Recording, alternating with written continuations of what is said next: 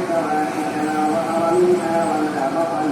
والإثم والبغي بغير الحق وأن تشركوا بالله ما لم ينزل به سلطانا وأن تقولوا على الله ما لا تعلمون ولكل أمة أجل فإذا جاء أجلهم لا يستأخرون ساعة ولا يستقدمون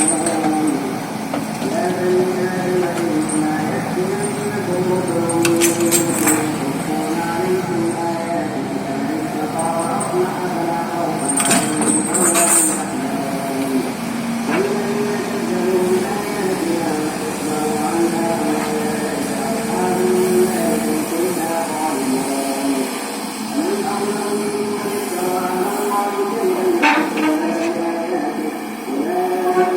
ينالهم نصيبهم قالوا